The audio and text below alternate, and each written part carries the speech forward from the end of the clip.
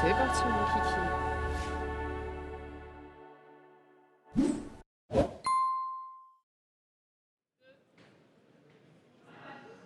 Merci à vous de nous avoir rejoints. On va maintenant parler climat.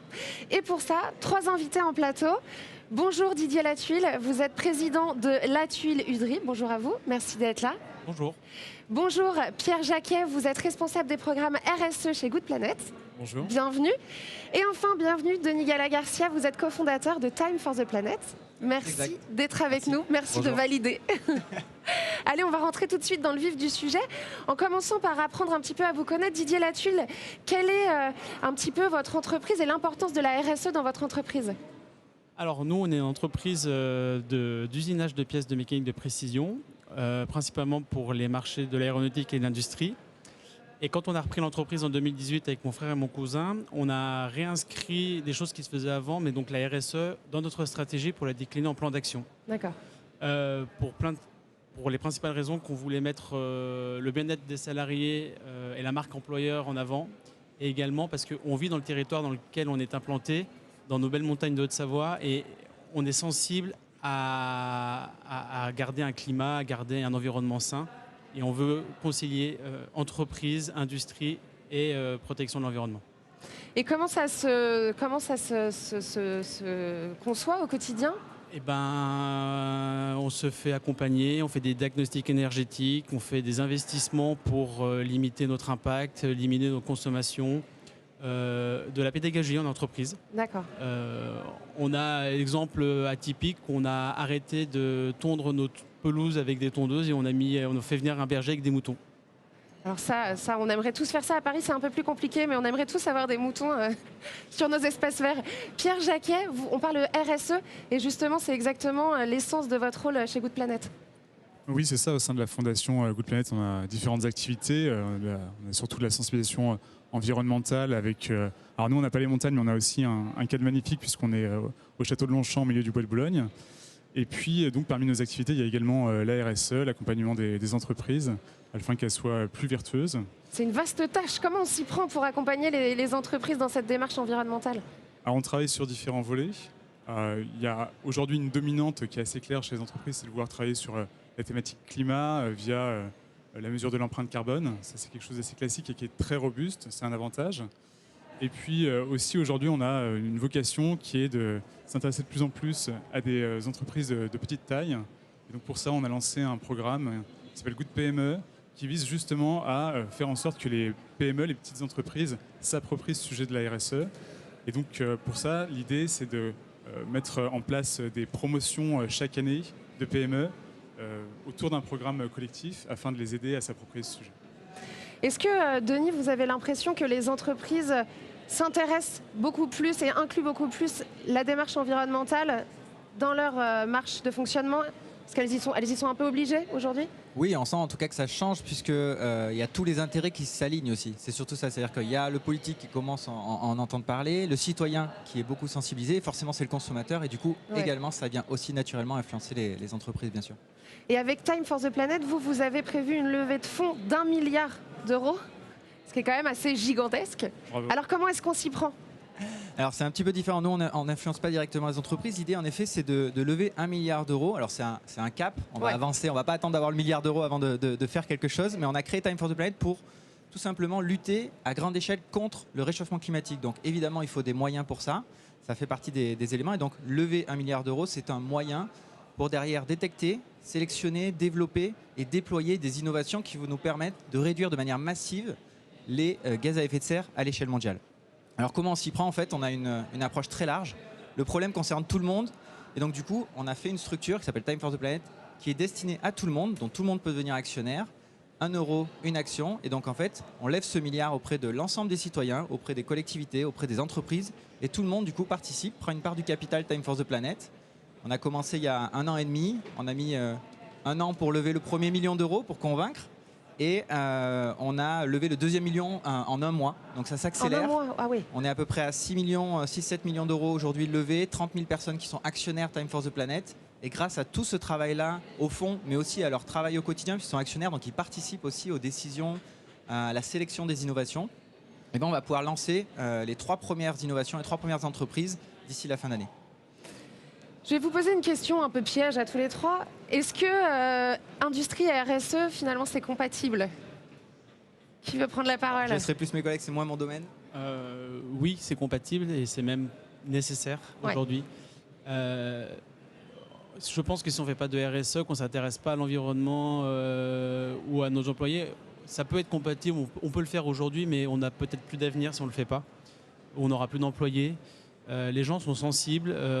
Moi, je suis sensible à... Ça m'inquiète de ne plus avoir de neige dans les prochaines années parce que j'aime faire du ski. Et si on peut y contribuer, il faut le faire. Donc je pense que oui, c'est nécessaire et c'est compatible et c'est même primordial.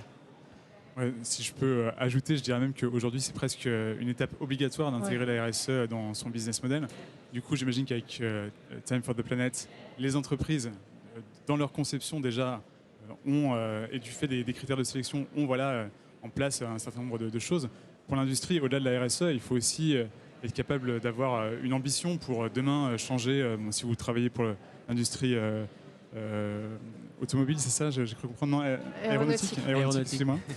Il faut aussi avoir justement de l'ambition pour être capable de changer le secteur et demain de répondre aux défis climatiques. Donc en fait, c'est un travail collectif. C'est-à-dire qu'on est vraiment dans un travail de collaboration, les entreprises les unes avec les autres, et on n'est plus tellement en concurrence sur cette question-là. En tout cas, nous, c'est notre vision et notre leitmotiv au niveau de Time for the Planet. On pense en tout cas vis-à-vis du défi climatique et environnemental et la crise dans laquelle on se situe, on n'a plus le temps de réellement avoir des intérêts individuels. Et donc, il faut, pour le bien commun, avoir des intérêts communs. Et en effet, on pense que la collaboration permet d'aller beaucoup plus vite, tout en ayant un intérêt quand même à chacun à se développer. Et puis on entend aujourd'hui, on le sait, le point de rupture en termes de climat est quand même presque atteint. Est-ce que ça donne encore envie de se battre davantage? C'est-à-dire que là, on n'a presque plus le choix finalement. On n'a plus le choix, mais surtout que... Alors point de rupture, je ne sais pas, mais en tout cas, clairement, on ne peut pas revenir en arrière. Tout ce qui est émis dans l'atmosphère reste dans l'atmosphère, en tout cas pour la partie CO2. Et donc du coup, la seule chose qu'on peut faire, à minima, c'est de ralentir. C'est-à-dire que certes, le réchauffement est là. Certes, il va y avoir de plus en plus des péripéties, comme on l'a vu malheureusement, des événements extrêmes, inondations, sécheresses, incendies, comme on a vu notamment cet été. Ça, c'est acté malheureusement. Après, la chose, c'est est-ce qu'on veut que ce soit clairement jusqu'à un plus 5 degrés de réchauffement planétaire, et là, du coup, vraiment, la vie de l'humanité qui clairement est remise en cause, ou alors on ralentit, on limite les casses, on fait de l'adaptation. En gros, on est à 100 à l'heure, on va dans un mur, est-ce qu'on appuie sur le frein ou pas? Donc certes, on va prendre le mur, mais il y a un moment, si on va moins vite, on peut s'adapter plus facilement à ces évolutions. Oui, indéniablement, il va falloir jouer à la fois sur l'atténuation et l'adaptation. Et donc demain, si vous voulez faire du ski dans la montagne sans neige, il faudra s'adapter et trouver d'autres façons de faire, typiquement. Ouais, ou d'autres activités. Vous faites partie de l'association Green, je crois. Vous pouvez nous en parler ? Oui, alors on a créé en 2017 avec 18 entreprises de notre territoire l'association Green, qui veut dire Groupement pour la responsabilité environnementale des entreprises, pour se fédérer et déployer des actions dites écologiques ou de RSE. Et notamment on voulait travailler sur la mobilité douce. Et dans un territoire de montagne, la mobilité douce et faire du transport urbain classique était compliqué. Donc on a monté cette association pour développer le covoiturage domicile-travail. D'accord.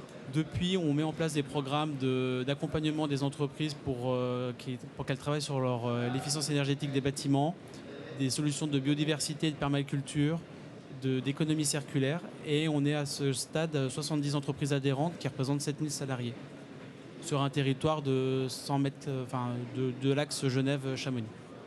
Ah oui, ok. Je vois un petit coq vert sur votre veste. J'imagine qu'il n'est pas là par hasard et en plus il est vert. Est-ce que ça a un rapport avec notre sujet ? C'est un rapport avec notre sujet. Je suis donc une entreprise coq vert, labellisée coq vert par BPI France, et je suis aussi un éclaireur coq vert. Donc j'ai pour mission de, pas prêcher la bonne parole, mais presque d'être ambassadeur. D'être ambassadeur de nos actions et de promouvoir ces actions auprès des autres entreprises sur le territoire, en France ou par ailleurs. Là, vous écoutez, je me dis que les entrepreneurs de demain ne peuvent pas passer à côté de la question RSE. Et il faut communiquer auprès de ces gens-là qui hésitent à se lancer ou qui sont prêts à se lancer, d'inclure l'environnement dans leur démarche entrepreneuriale. Qu'est-ce que vous leur diriez à ces gens-là ? Moi, je vois surtout que de toute façon, aujourd'hui, c'est assez naturel. Il n'y a pas forcément besoin de le dire. Ouais. C'est à la fois en critère assez simple, économique, une tendance à venir. Et surtout, c'est quelque chose qui est en effet vital. On parlait RSE, on avait tendance à dissocier la RSE d'une stratégie d'entreprise. Il faut que ce soit clairement une partie prenante de l'entreprise. On parle beaucoup des entreprises à mission. Entreprise en mission, c'est un statut, certes, c'est une chose, mais en fait, il faut que toute la stratégie et l'opérationnel soient orientés tel quel. Chez Time for the Planet, on a créé une société à mission, mais pas pour le titre, mais en fait, simplement pour être aligné avec la mission. On doit lutter contre le dérèglement climatique, pas forcément faire des profits. Donc, qu'est-ce qu'on a fait? On a créé une structure, on a bloqué les dividendes donc pour que la structure soit non lucrative, et notre performance, on analyse en réduction de CO2. Et donc, on aligne les indicateurs, les moyens avec la mission. Et ça, je pense que c'est quelque chose qui est important pour tous les nouveaux entrepreneurs, d'être en phase et cohérent avec le message et la mission qui vont... C'est dans l'air du temps et on n'a plus le choix, il faut être... Et surtout, on n'a plus le choix. Ouais. Merci beaucoup à tous les trois. Merci beaucoup d'être venus parler climat. Vous voulez ajouter quelque chose? Non, merci. Non, pas du tout. Eh bien, merci beaucoup. Eh bien, nous, on change tout de suite d'univers et on va parler de Capgemini.